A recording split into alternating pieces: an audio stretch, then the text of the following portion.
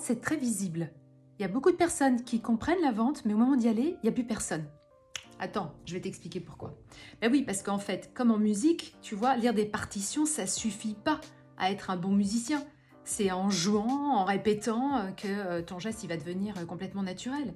En vente, c'est la même chose. Ce qui compte, c'est pas ce que tu sais, c'est ce que tu es capable de faire quand là, tu as une situation en face de toi.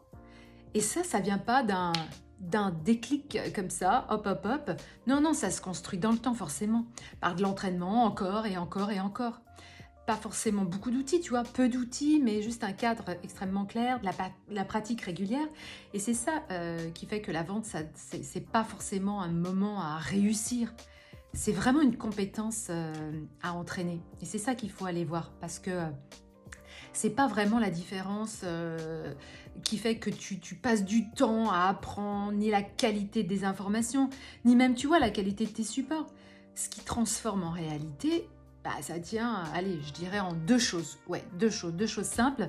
La première, c'est la solidité du fond, tu vois, le contenu que tu vas faire là quand tu vas apprendre à vendre, qui vient pas forcément d'un seul endroit, mais qui va s'appuyer sur toi, sur tes expériences, sur plusieurs regards, sur quelque chose de vivant, de nuancé et pas un discours tout fait.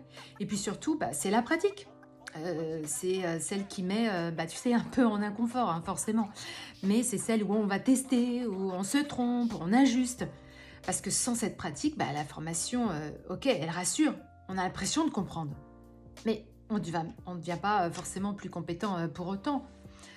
Donc toi, sur quoi, à ton avis, tu voudrais t'entraîner vraiment aujourd'hui? Dis-moi en commentaire.